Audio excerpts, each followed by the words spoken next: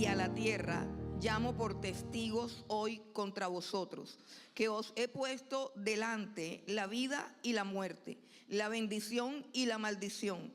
Escoge pues la vida para que vivas tú y tu descendencia, amando al Señor tu Dios, atendiendo a su voz y siguiéndole a Él, porque Él es vida para ti y prolongación de tus días, a fin de que habites sobre la tierra que juró Jehová a tus padres, a Abraham, a Isaac y a Jacob, que les había de dar.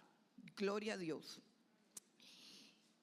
Quiero comenzar haciendo una pregunta que de repente es obvia para algunos, pero no tan obvia para algunos teólogos.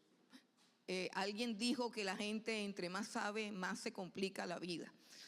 Y bueno, la ignorancia no es buena consejera, pero en estos casos, a veces las personas utilizan la cantidad de conocimientos para enredar y confundir. La pregunta es, ¿tienen los seres humanos libre albedrío? ¿Tienen los seres humanos libertad para tomar sus decisiones? ¿O los seres humanos son unos robots que están programados desde antes de la fundación del mundo para cumplir con los propósitos que Dios ha determinado que cumplan? Parece una pregunta absurda, pero es una pregunta profunda, que ha dado una cantidad de debates y sobre todo que ha producido cismas en la iglesia del Señor Jesucristo. ¿Existe de verdad el libre albedrío? Y en caso de que el libre albedrío exista, es decir, que realmente los seres humanos tengan libertad para tomar sus decisiones sin coacción alguna de parte de Dios, ¿eso implicaría que Dios no es soberano? O sea, si el hombre es libre para decidir, entonces Dios no es soberano, como dice ser en la palabra de Dios. ¿Sobre qué base, si el hombre no tiene libre albedrío, sobre qué base sustentamos la responsabilidad humana? ¿Sobre qué argumento podría una persona ser juzgada, castigada o condenada si no tiene libre albedrío? Si tú examinas tu vida con honestidad y con integridad, si examinas ahora mismo tu circunstancia particular actual, te vas a dar cuenta que tu vida, tus circunstancias y todo lo que estás viviendo en este momento es el resultado de todas las decisiones que tomaste durante tu vida. Tú decidiste qué carrera escoger. Decidiste estudiar o decidiste no estudiar. Decidiste dónde, cómo, cuándo y qué estudiar. Y eso ha determinado tu vida, tus finanzas y tu economía. Decidiste casarte o decidiste irte a vivir en unión libre. Y decidiste cuándo y con quién casarte. Y eso ha determinado mucho más aún tu vida y tus circunstancias ahora. Tú decides cómo gastar tu dinero. Tú decides en qué invertirlo. Esta mañana tomaste decisiones. Decidiste venir. Otros decidieron no venir. Hay quien decidió verlo por la internet. Y hay quien decidió, cuando uno sale, hay quien decidió sacar a pasear el perro, mejor. Cuando yo venía rumbo acá veía las decisiones que cada uno de nosotros tomamos. Quizás viniste aquí un poquito coaccionado, pero finalmente decidiste venir, ya si sea para seguirle la corriente al que te invitó o algo, pero tú decidiste venir y la vida está constituida por decisiones. Todo lo que somos son decisiones. Ahora decidimos a quién escuchar y a quién ignorar. Y decidimos cuándo y cómo escuchar y cuándo y cómo no escuchar. Eva decidió comer del fruto. Caín decidió matar a Abel. Esaú decidió vender su primogenitura. Lot decidió establecerse junto a Sodoma y Gomorra. Ruth decidió quedarse con su suegra. El hijo pródigo decidió volver a casa. El Salmo número 8 dice: cuando veo los cielos, obra de tus manos, la luna y las estrellas que tú creaste, me pregunto qué es el hombre para que tengas de él memoria y quién es el Hijo del Hombre para que lo visites. El hombre no es un robot. Y en ninguna parte de la Biblia se niega el libre albedrío. En ninguna parte de la Biblia se niega la libertad humana. El hombre siempre ha actuado en plena libertad moral. Y esa libertad moral y esa libertad de voluntad del hombre no deteriora ni anula para nada, en nada, la soberanía de Dios. Antes, la libertad humana lo que hace es magnificar la soberanía de Dios. ¿Por qué? Porque siempre y al final de cuentas, Dios hace su voluntad, aún a pesar y muchas veces a través de todas las voluntades que le son contrarias. Y eso es lo que hace que Dios sea gloriosamente soberano. Que aunque muchos y la mayoría se rebelan contra Él, Él establece su reino, sus propósitos eternos y hace su voluntad y cumple con todo lo que promete, aún a pesar de las multitudes voluntades que se rebelan constantemente contra Él. Y Él sigue siendo soberano, sin que nosotros seamos robots ni autómatas programados para escoger lo que Dios quiere que escojamos. Hermanos, si el hombre no actúa en plena libertad, el hombre no es responsable y no puede ser condenado.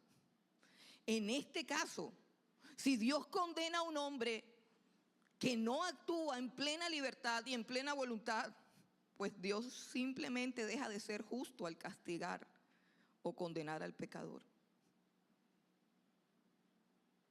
Ahí sí quisiera oír un amén, pero no oigo nada. Silencio total. Si Dios castiga a alguien que no tiene la capacidad de decidir, ¿sería Dios justo? No. Esos son los fundamentos del derecho y son los fundamentos de la justicia y son los fundamentos del juicio. En este pasaje, hermanos, en este pasaje, Dios niega rotundamente esa posición teológica de que el hombre no puede decidir, de que no existe el libre albedrío. Y lo primero que tenemos acá, y quiero que miremos con nuestros ojos el texto nuevamente,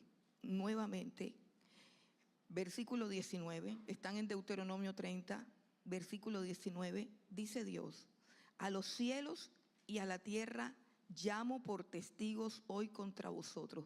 ¿Qué parece esto? Es una escena que quizás hemos visto en televisión y es una escena judicial, es una escena de juicio.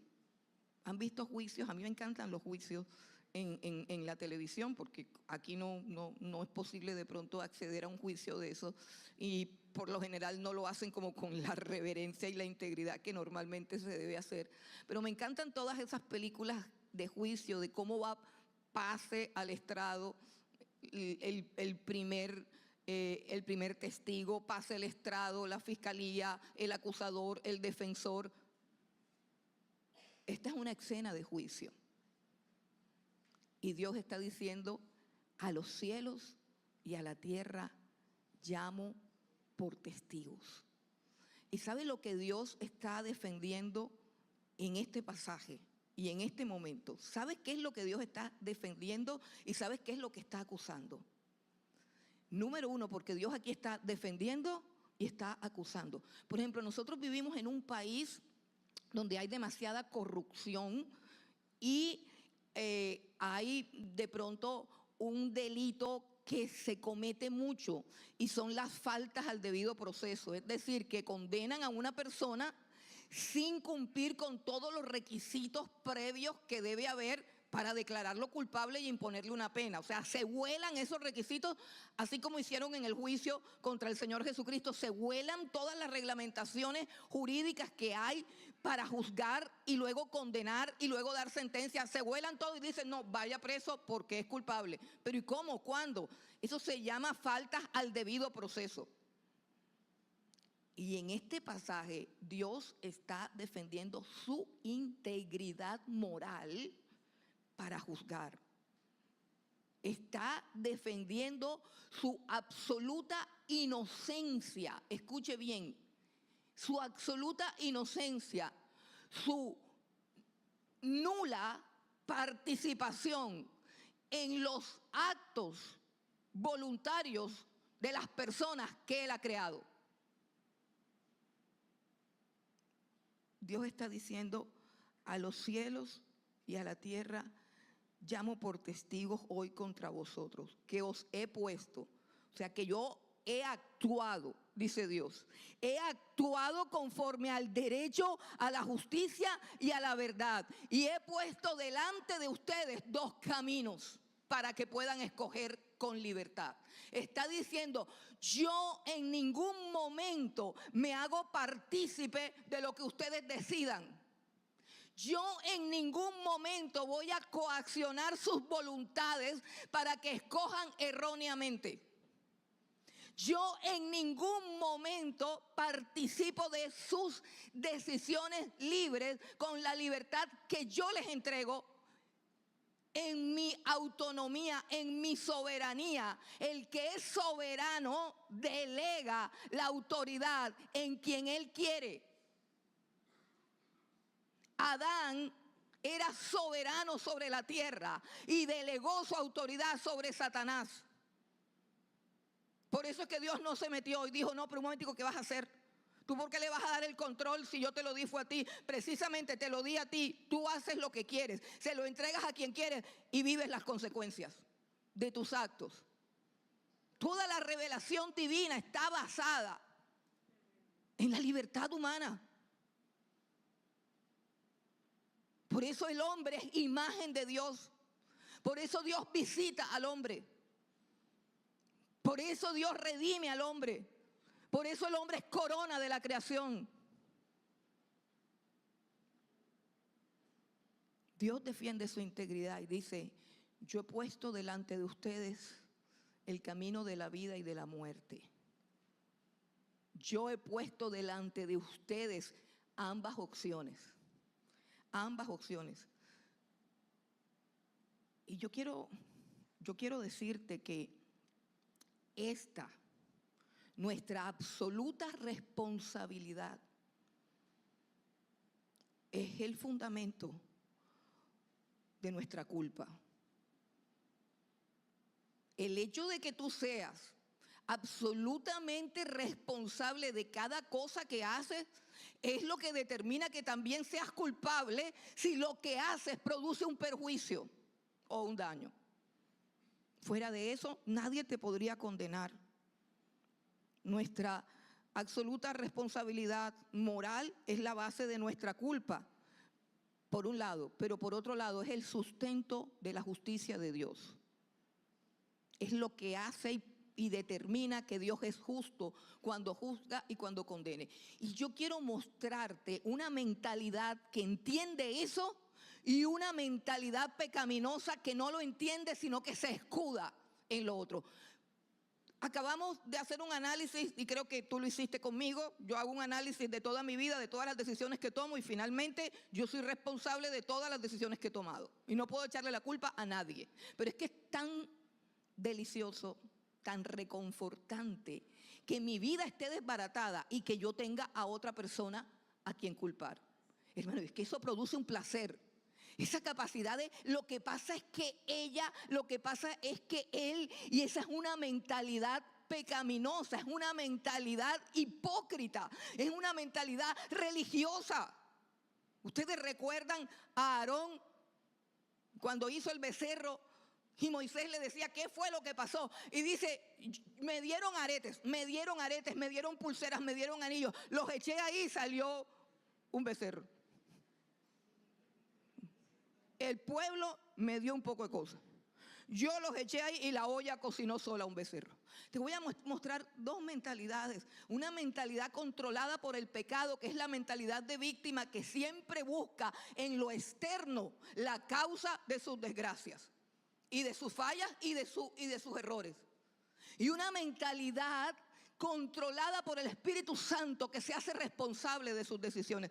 Ven conmigo primero al Salmo 51. Al Salmo 51.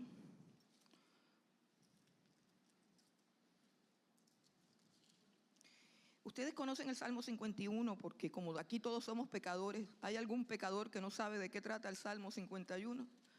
¿Hay algún pecador aquí que jamás se ha arrodillado con el Salmo 51 en la mano como una herramienta para encontrar misericordia? Bueno, yo lo he hecho 1000 veces, la verdad. Lo he hecho 1000 veces. Salmo 51 es el salmo donde David pide perdón a Dios por aquel pecado que todos conocemos, ¿cierto? Por el adulterio, por la muerte, por todo eso. Y mira cómo él pide perdón, porque es que nosotros cuando vamos a pedir perdón decimos, si en algo te he ofendido, perdóname. O sea, si tú te sientes ofendido, pues yo no siento nada, pero de todos modos, por si las moscas, si tú crees, si tú sientes, si a ti te parece, perdóname. Eso es lo más hipócrita que hay. Miremos ahora lo que dice el rey David, bajo la unción del Espíritu de Dios, guiado por el Espíritu de Dios. Salmo 51, versículo 4.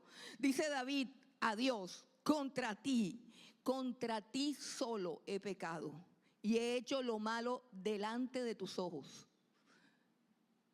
Oye, David pudo decir, Señor, pero es que tú me creaste así. Yo soy un ser sexual. Mire la mentalidad del pecador y de los cristianos. Yo conozco más cristianos así que de lo que usted se puede imaginar.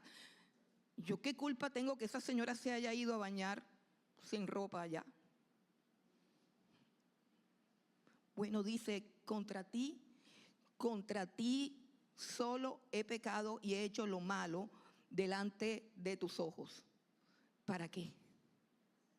Ahí está el detalle, hermano. ¿Para qué? Para que seas reconocido justo en tu palabra y tenido por puro en tu juicio. Si me castigas, eres justo. Si me condenas, eres justo. Porque evidentemente yo he pecado contra ti. Y evidentemente tú no tienes arte ni parte en mi pecado. Mi pecado es solo mío y es solo contra ti. Y tú eres un Dios santo que cuando condenas, que cuando castigas,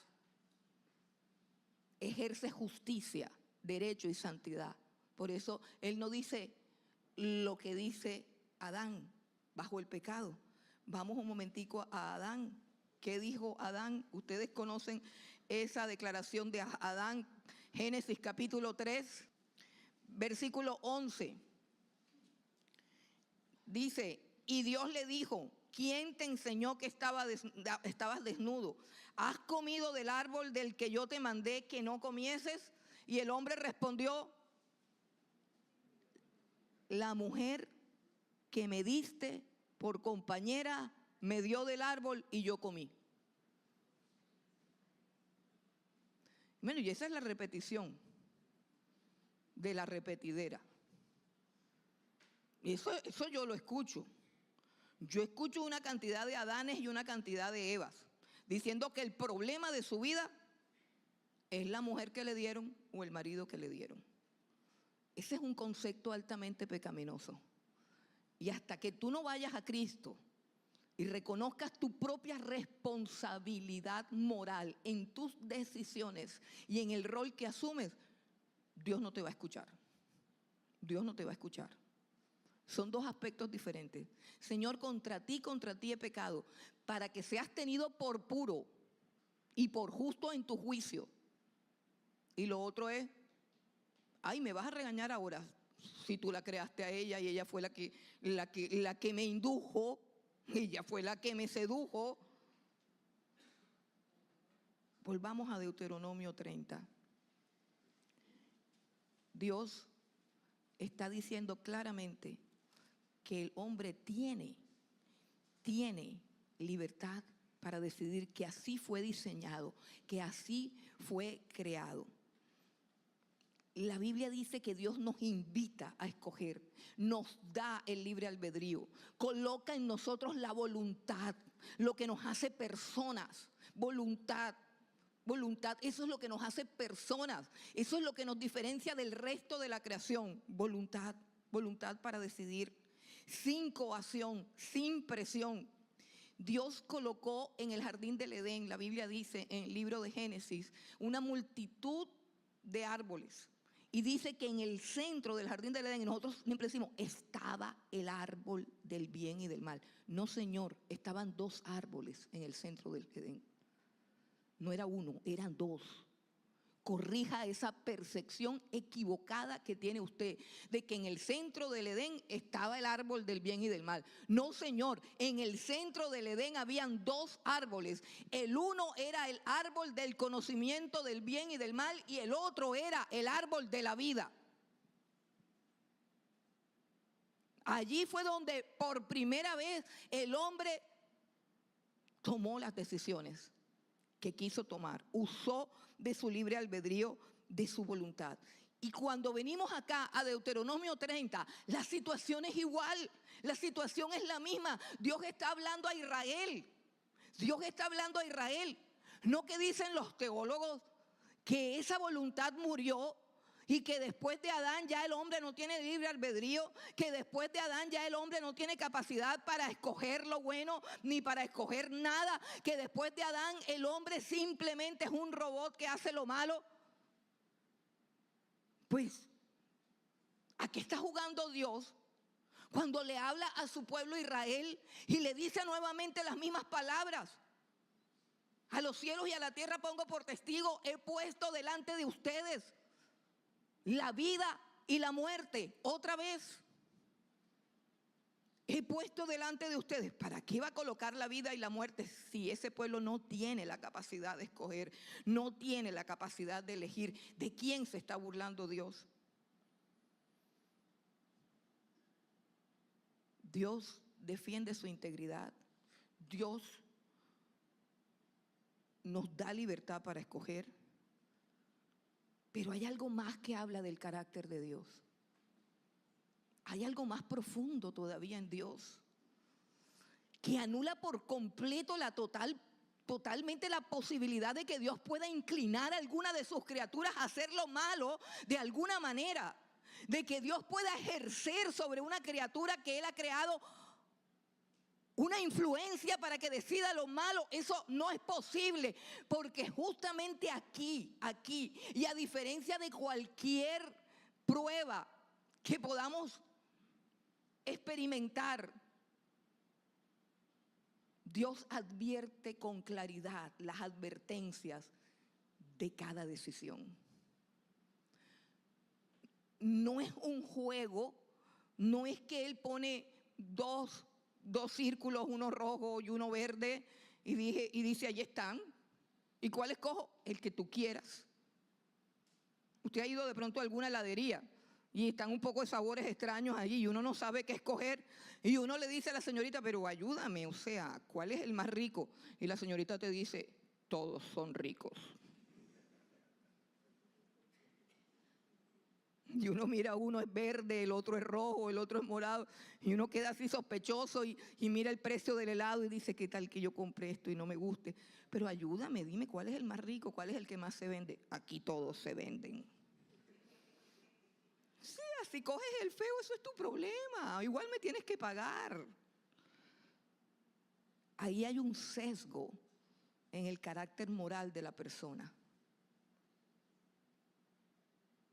Si ella fuera honesta y dijera, hombre, el verde de allá no le gusta a nadie, y todo el que lo ha comprado lo tira en la basura, la botan. Pues Dios no tiene esa indiferencia. Dios no tiene ese carácter. Si alguna influencia hay de parte de Dios hacia nuestras vidas, es a escoger lo bueno. cuando puso los dos árboles en el jardín del Edén, dijo claramente, de todos los árboles puedes comer, pero el día que comas de este árbol, ciertamente morirás. No le prohibió comer, pero sí le advirtió de las consecuencias de muerte que habrían si lo desobedecía. Eso se llama integridad moral y respeto por la voluntad del otro. Es el carácter de la santidad de Dios. Pero no solamente ahí termina la cosa. Ahora está Dios frente a Israel y le está diciendo, vengan, aquí están los dos caminos. Y no termina diciendo, vean a ver qué escogen. Aquí está el camino de la vida, aquí está el camino de la muerte. Ustedes son libres para decidir, decidan lo que usted quiere. No. Ven conmigo al versículo 19. Dice, escoge pues la vida. ¿Sí lo ves? Escoge pues la vida. Escoge pues la vida para que vivas tú y tu descendencia, amando al Señor tu Dios, atendiendo a su voz, siguiéndole, porque Él es vida, porque Él es prosperidad. Y Él te dice, mira, este camino es mejor y no va a violentar tu libertad. Pero no se va a quedar callado ante la tragedia que significaría que escogieras mal. ¿Por qué? Porque Él es santo. Cuando tú te quedas callado, viendo a una persona que va rumbo al hueco, y tú dices, él va para allá, ¿qué problema de él? Cuando tú te quedas callado, hay una perversidad en tu corazón, hay tinieblas en tu corazón, hay maldad en tu alma. Cuando callamos acerca de las consecuencias, cuando ignoramos los beneficios, cuando decimos solamente tú verás a ver qué hacer, tirándola de muy, digamos, de muy ilustres, de muy sabios, esa soberbia, ese orgullo, esa falta de humildad, de decir, mira, no te aconsejo eso, no te aconsejo que hagas eso. Ahí es donde está la integridad de Dios, lo confiable que es Dios, la necesidad que tenemos de su luz para poder decidir. Mire, en Génesis capítulo 4, Dios está viendo lo que está pasando en el corazón de Caín. Caín escogió adorar a Dios de una manera inapropiada. Tomó su decisión y le ofreció a Dios no lo que a Dios le gustaba, sino lo que a él le parecía, lo que él podía dar. Esto es lo que tengo, y se lo llevó. Esa decisión que tomó Caín, cuando fue contrastada con la decisión de Abel, sacó a la luz la poca reverencia, el poco respeto, el poco amor de Caín. Y Dios ve a Caín en la oscuridad de su corazón, lleno de odio y lleno de rabia. Y Dios ve que Caín está en una disyuntiva de si dejarse llevar por completo del odio, de la rabia, de la envidia. Y Dios interviene en esa oscuridad de Caín. Génesis capítulo 4. Y esto es después de la caída, cuando dicen que el libre albedrío se acabó. Cuando los teólogos dicen que después de la caída ya el hombre no puede decidir lo malo ni lo bueno, que el hombre simplemente es esclavo. Después de la caída, Dios habla a Caín minutos antes de que tomara su decisión. Génesis capítulo 4, el versículo 6, dice, entonces Jehová dijo a Caín, ¿por qué te has ensañado? ¿Por qué ha decaído tu semblante? O sea, porque estás molesto, porque estás enojado, porque estás deprimido. Versículo 7, si bien hicieres, ¿no serás enaltecido? Y si no hicieres bien, el pecado está a la puerta. Con todo, a ti será su deseo y tú te enseñorearás de él. En español le está diciendo, por no haber hecho lo bueno, el pecado está tocando la puerta de tu corazón.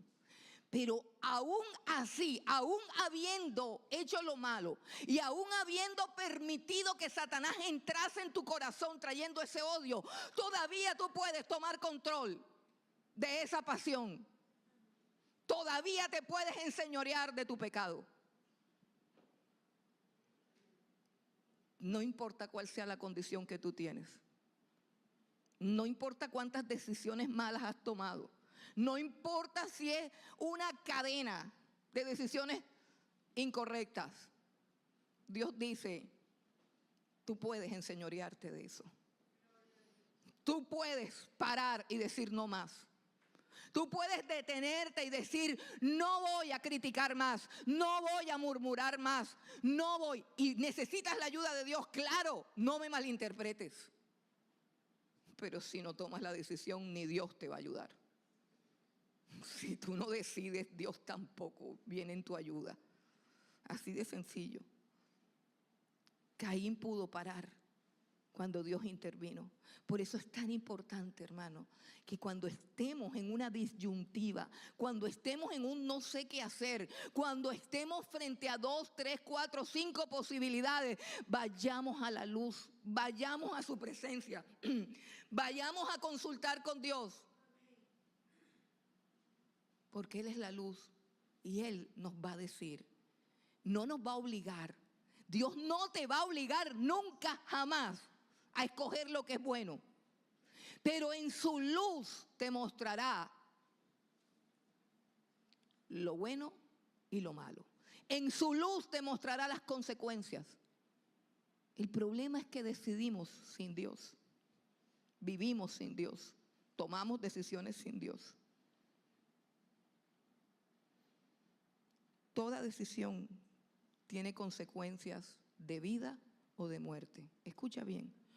Toda decisión que tomes tiene consecuencias de vida o de muerte. Toda decisión que tomes traerá para ti un bienestar o un perjuicio. Todas las decisiones.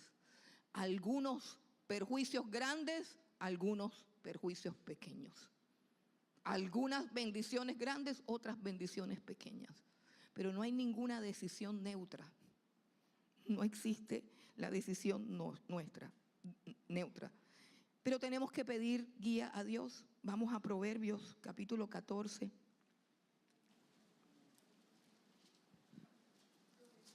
Proverbios 14, 12. Hermanos, enfrente están las citas. Así que no le pregunte al de al lado, que no es necesario. No es necesario. Proverbios 14, 12. Dice, hay camino que al hombre le parece derecho, pero su fin es camino de muerte. ¿Qué significa eso? Que hay cosas que a ti te parecen justas, que a ti te parecen correctas, que a ti te parecen que están bien. Es decir, el hecho de que a ti te parezca no significa que ese camino sea un camino de vida. No significa que detrás de ese camino haya una bendición. Y la única forma que tienes de averiguar qué hay detrás de esa posibilidad es que consultes al que todo lo sabe, al que todo lo puede, al que es luz, al que es guía, al que no quiere que tropiece tu pie en piedra. Eso es lo que dice la Biblia. Él no dará tu pie al resbaladero. Él no te pondrá una cascarita para que resbales. Él no te dirá las cosas a medias tintas para que te confundas. Dios es un Dios de blanco y negro. Dios es un Dios de verdades absolutas. Él te dice esto no es y Él te dice esto sí es. Dios es un Dios de mucha luz, de mucha verdad, hermano. Y nosotros no podemos decidir, no porque no tengamos la capacidad de decidir, sino porque hemos decidido tan mal desde la época de Adán y Eva, las decisiones fueron decisiones perversas, decisiones malas que contaminaron nuestra percepción. El problema no es que no tengamos voluntad. El problema es que nuestra percepción de lo bueno y de lo malo ha sido adulterada. Y lo que nos parece bueno es malo. Y lo que nos parece justo es injusto. Nuestros sentidos se han contaminado y no podemos ver nada en su justo juicio. Y cuando yo entiendo que esa es la situación de mi pecado, cuando Adán pecó, cuando Adán falló, no podía ver su responsabilidad y no podía confesarla. Y dijo, fue la mujer que tú me diste. Tan fácil que era decir una pregunta tan sencilla. ¿Comiste del árbol, sí o no?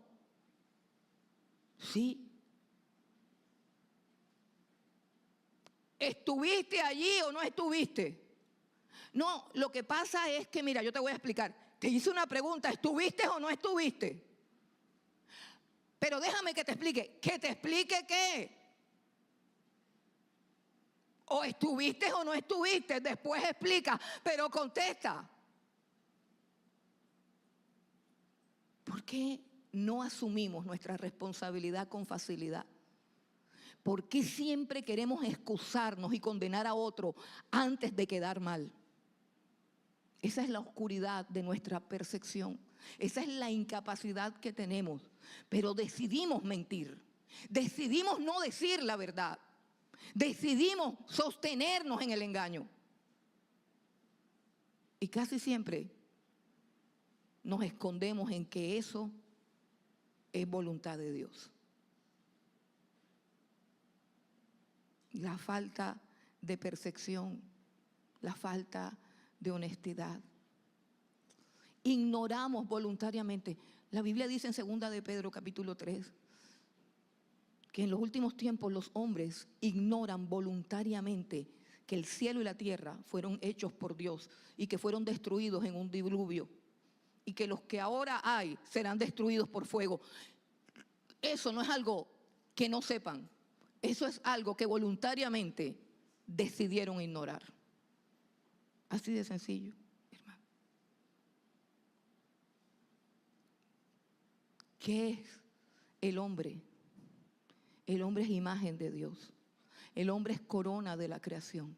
El hombre fue puesto sobre la tierra para enseñorearse de todo lo que Dios había hecho. Y para yo enseñorearme de las cosas, tengo que tomar decisiones y ejercer mi voluntad. Sin eso no puedo gobernar ni administrar nada. Pero aún suponiendo que el hombre no puede decidir nada si no está en Cristo Jesús, porque es cierto que Dios nos restaura. Es cierto que el que no tiene a Cristo es esclavo del pecado y que aunque quiere dejar de pecar no puede porque ha perdido su voluntad. Aunque entró en su pecado por su propia decisión y por su propia voluntad.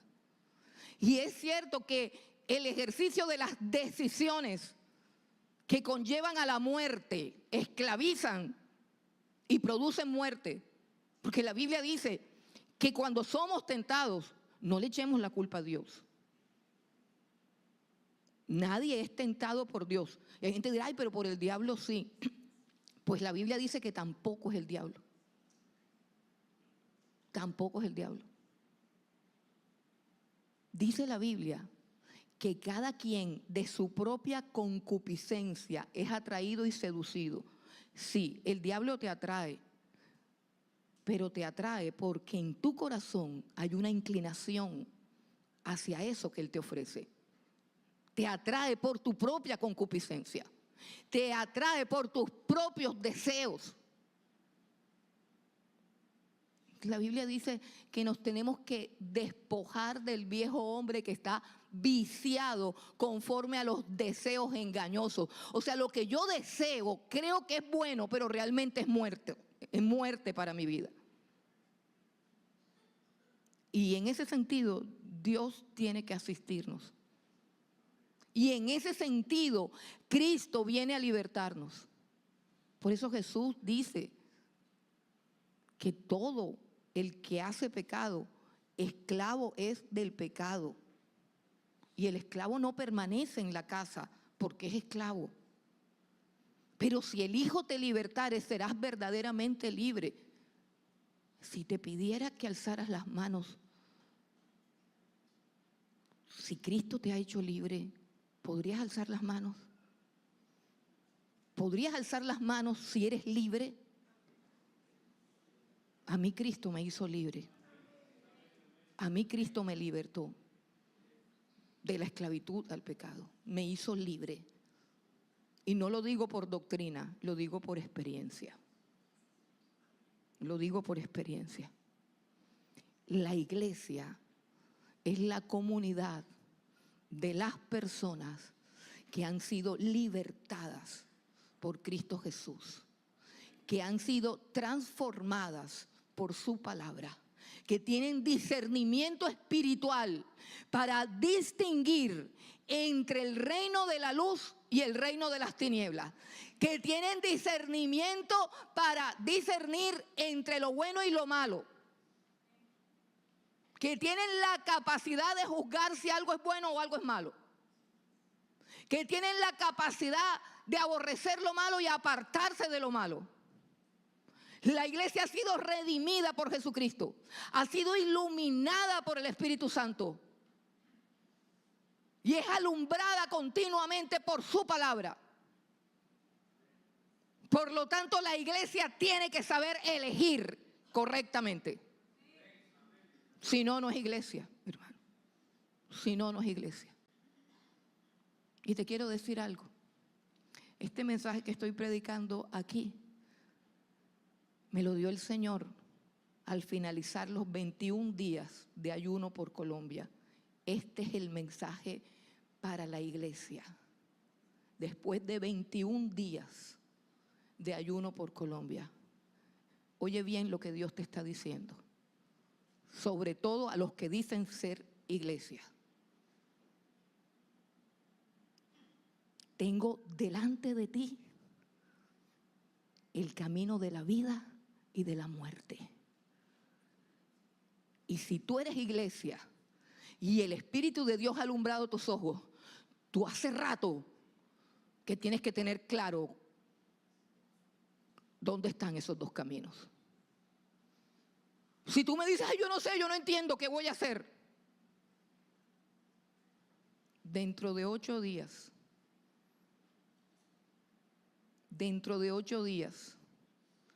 te toca elegir a las personas que se van a sentar en el Senado y en el Congreso. Y ya yo sé para dónde va la mente. Usted no se puede meter en política. Falso. Falso. Y a todos los que están pensando eso, los reto, me bajo de aquí y me muestras el versículo que dice que no me puedo meter en política. Me lo muestras. No lo hay. No existe ese versículo. La iglesia no puede contaminarse con la corrupción de la política. Eso es otra cosa. Eso es otra cosa. La iglesia no puede vender su conciencia por prebendas políticas. Eso sí es pecado. Eso sí es condenable. La iglesia no puede votar por un hombre perverso solamente porque le ofrece una beca o ofrece un trabajo para su hijo o para su esposo. Eso es corrupción. Un pastor llamado a pastorear un rebaño de más de 500 personas no puede decir que Dios lo llamó a ser político. Mentira. Entonces, ¿a cuál de los dos llamados es falso?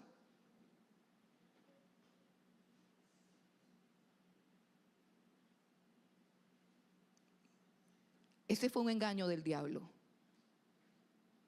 Eso es mentira de Satanás, que la iglesia no se tiene que meter en política.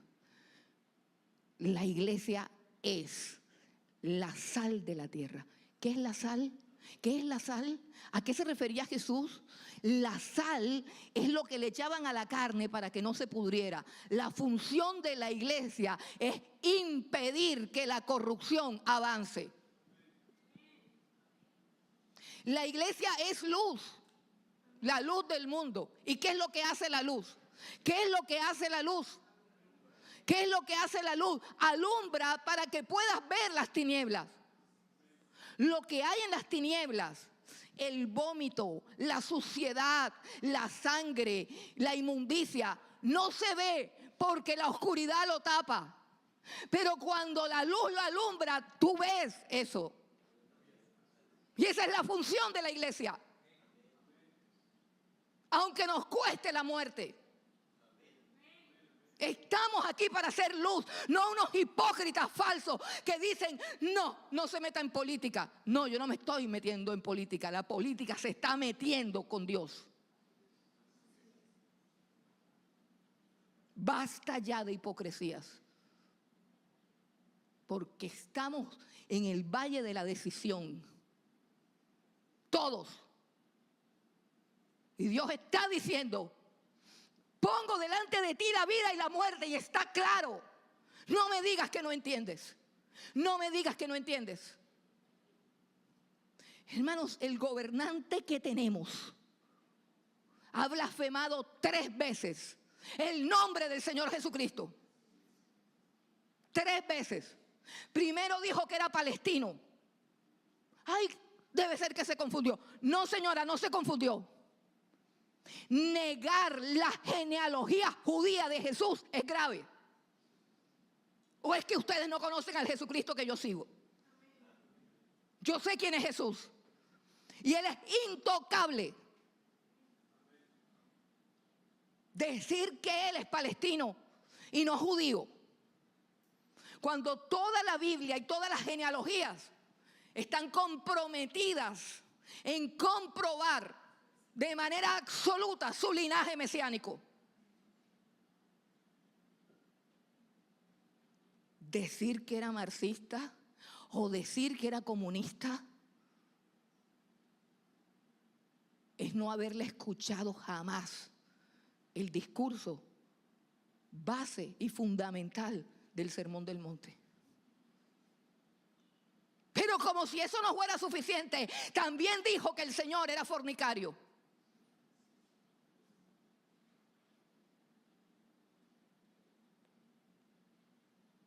¿No es ese el camino de la muerte? ¿No es ese el camino de la muerte? ¿Por qué no dicen amén? ¿Por qué no dicen amén? ¿Porque amas ese camino? ¡Qué cosa tan horrible! ¡Qué cosa tan horrible! ¡Cuánta tiniebla y cuánta oscuridad hay en el pueblo de Dios!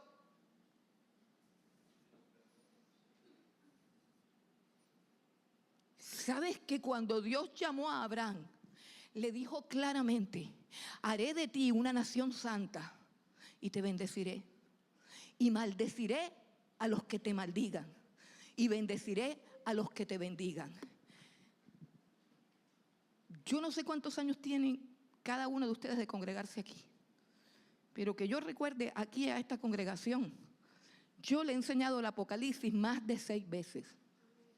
Libro por libro, versículo por versículo, capítulo por capítulo y gratis. Te he enseñado el libro de Daniel otras 10 o 20 veces. Libro por libro, capítulo por capítulo y versículo por versículo. Y te he mostrado en la revelación que Dios nos da a todos como iglesia, que ya está en acción el misterio de la iniquidad. Y que el misterio de la iniquidad es un misterio eminentemente político que irrumpe en la iglesia.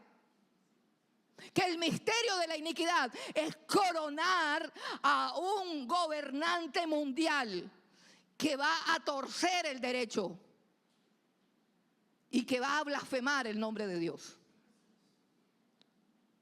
Es que no sabes que al final de los tiempos, la iglesia que se quede en la oscuridad en la que está, le va a tocar decidir. Escúchate, te va a tocar decidir si sigues en esa ignorancia voluntaria. Te va a tocar decidir si te dejas marcar de quién, de un político. La bestia es un político. Es el anticristo, es un gobernante mundial. Y su ministerio ya está en acción. Sus precursores están haciendo su trabajo. Y te va a tocar escoger en dejarte poner la marca y que puedas comer y que puedas ir al supermercado y que puedas vivir para luego ser destruido en el lago que arde con fuego y con azufre. Y la otra opción es que seas decapitado. ¿Sabes qué? Esa sí va a ser una decisión complicada de tomar. No tan fácil como la que está poniendo Dios ahora aquí. No tan fácil. La de ahora es muy fácil. La luz de esta palabra me guía. Esto no es propaganda política, esto es Biblia.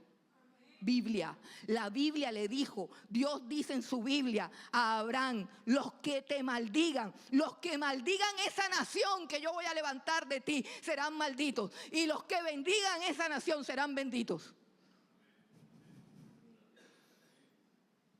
¿Qué hizo este gobierno?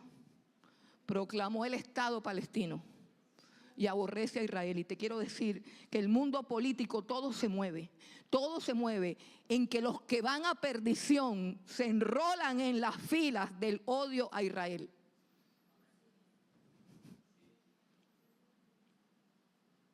Por eso yo voy a votar por el hombre que fue a Israel y le dio la mano a Netanyahu. ¿Por qué? ¿Porque soy política? No, vea, porque soy cristiana. Porque yo sé lo que eso significa. Porque yo veo las luces que mi padre me manda. Y mi padre me dice, mira las naciones y mira a mi pueblo. Y cuando yo veo un hombre que va y le da la mano al primer ministro de Israel y le dice, si yo quedo, trasladaremos otra vez la embajada a Jerusalén, como cuando Colombia era Colombia. Cuando yo veo ondeando la banderita de la muerte, negra de muerte y roja de sangre, yo no puedo escoger la muerte. Dios me dice, escoge la vida. Dios me dice, escoge la vida. No nos hagamos los tontos. No nos hagamos los tontos porque estamos frente al valle de la decisión y los ojos de Dios están clavados sobre su iglesia. Es pecado hacer silencio frente a la injusticia y a la iniquidad. Yo no puedo votar por alguien que aprueba el aborto, el sacrificio de los niños. No puedo, porque Dios me dice, escoge la vida, no escojas la muerte. No puedo. No puedo votar por alguien que defiende la destrucción de la familia original y defiende los derechos de una comunidad. No estoy hablando de los homosexuales, sino de una comunidad que quiere destruir a nuestros niños. No puedo votar por ellos. Y no puedo quedarme callada frente a todo, porque tú podrás decidir también, bueno, si así es la cosa, yo mejor no voto por nada. Ten cuidado con esa indiferencia que es igual de pecaminosa. Te voy a decir algo, Dios tiene un sello en su mano y sella en la frente a las personas que en momentos como estos, de iniquidad, perversidad, depravación, injusticia e impunidad, lloran y claman delante de su altar. Las tiene selladas. Los indiferentes, los que dicen, a mí no me metan en ese problema, esos no tienen el sello de Dios. Cuando venga la destrucción, se van todos para el mismo hoyo. Los que participaron abiertamente y apoyaron, y también los que dicen, yo no hice nada. Efesios capítulo 5, versículo 11. Dice, no participes de las obras infructuosas de las tinieblas. Antes, bien, reprenderlas, hermano. Hermano, ¿tú sabes qué es lo que van a escoger? Porque es que el problema es que nos hacemos los ignorantes. Van a escoger el Senado y la Cámara, o el Congreso, o como se llame. Yo no entiendo de eso, pero una cosa sé, que las funciones que tienen estas personas que vamos a escoger, entre otras graves funciones, son crear y reformar las leyes de Colombia. Ven conmigo a Isaías capítulo 10.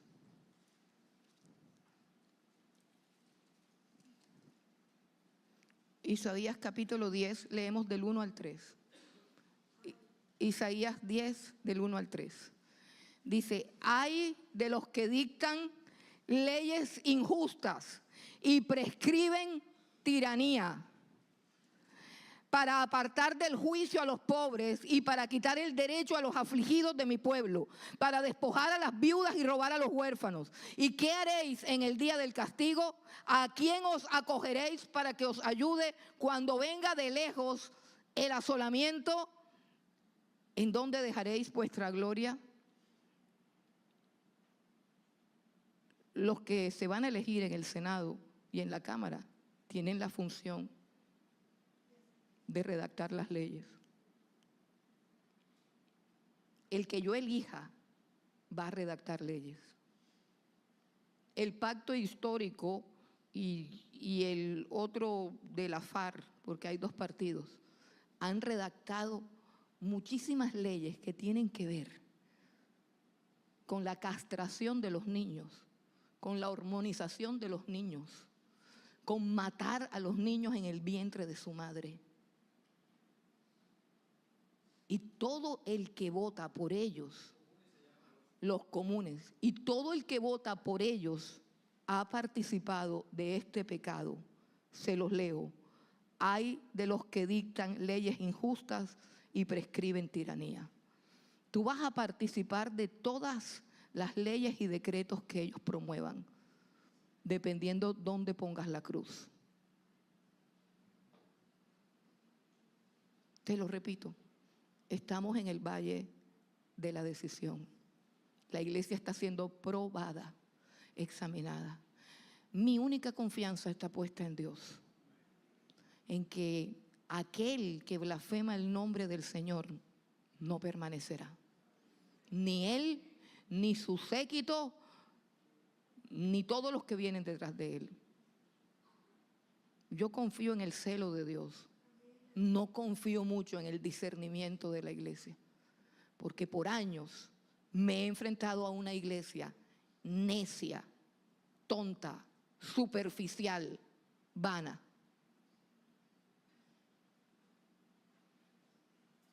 Pero cada quien debe salvar su responsabilidad. Vote a conciencia. Vote según la palabra de Dios. Póngase de rodillas hoy y pregúntele a Dios por quién votar. Pídale a Dios guía y dirección. No sea que la decisión sea una decisión de muerte. Y desde ahora, Congreso, Senado, Presidencia, ya no se trata de tus intereses políticos y económicos. Se trata de la luz y de las tinieblas. A ver, antes los políticos se metían en los asuntos económicos, repartían becas, puestos públicos, puestos de corbata, dinero, y daba lo mismo, azules, rojos, verdes, todos son tramposos, todos son mentirosos. Esta no es una apología a la derecha, no. El problema es que eso ya ha evolucionado porque el misterio de la iniquidad ha avanzado. Y ya no se trata de la beca de tu hijo, Ya no se trata de si te quitan o no te quitan la pensión. Ya no se trata del sueldo mínimo. Hermanos, se trata de la verdad, de la luz, de la muerte, de la vida. Se trata de la familia, de los fundamentos y de la fe cristiana. De eso se trata. Se trata de que se levanten los valientes y defiendan la fe que una vez nos ha sido entregada. La indiferencia es igual de pecaminosa que los que actúan en las tinieblas. Hermanos, yo escucho, que yo sé que a mí me critican porque yo publico en mis redes sociales todos los escándalos que hay. Y el Señor nos ha dado señales grandísimas. Un niño hemofílico que murió, una señora que cayó muerta. Nos está mostrando el camino de la muerte. Nos está mostrando con muerte. Y todas las estadísticas de muertes, de masacres. Como alguien decía, hay un candidato que tiene que viajar blindado. ¿Por qué? Porque ya le volaron la cabeza a uno. Pero hay otros que caminan libremente por todas partes, sin temor alguno a que les pase nada. Hay candidatos que van a las iglesias a buscar votos. Sí, claro que sí. Pero hay otros que no van a la iglesia, sino que entran con un séquito de brujos y hechicerías y rituales. ¿Cuál de los dos te gusta más? ¿Cuál de los dos te gusta más? A ver, hablemos con la verdad. ¿Quién quieres que gobierne tu vida y la de tus hijos? ¿El que por verdad o por mentira va a la iglesia buscando que los pastores lo oren? ¿O el que va donde los chamanes buscando que les hagan un hechizo? ¿Cuál te gusta más? ¿Cuál te gusta más? ¿De qué bando eres? Es que todos los que vienen a la iglesia son cristianos. No. Aquí delante de mí hay un poco que no se han convertido. Es Dios el que los está trayendo. No han nacido de nuevo. Todavía son mentirosos, todavía fornican, todavía adulteran. Por la orillita. Por la orillita. Porque esa señora es fanática. No han nacido de nuevo. Llevan años en el evangelio y su vida sigue torcida. Pues de verdad que no se puede decir que llevan años en el evangelio. Llevan años en algo que se parece al evangelio. Yo tampoco fui a la iglesia buscando a Dios. Óyeme bien, yo tampoco fui a la iglesia buscando a Dios. Si te dijera que estaba buscando yo en la iglesia, te privas. Yo no fui a la iglesia buscando a Dios, pero allí lo encontré. Más bien Él me encontró. Nadie viene a la iglesia buscando a Dios. Todos vienen a la iglesia buscando un milagro, una sanidad, buscando plata, buscando que se le arreglen el matrimonio, buscando paz mental, buscando cualquier cosa. Nadie viene a buscar a Dios. La Biblia dice, no hay justo, no hay uno, no hay quien busque a Dios. Todos se desviaron. Así que si Dios quiere traer a esos hombres porque le gustan los votos, que lo traiga. Pero yo no voy detrás de los brujos y de los hechiceros. Yo no voy detrás de los chamanes, no. Cada cosa tiene su límite.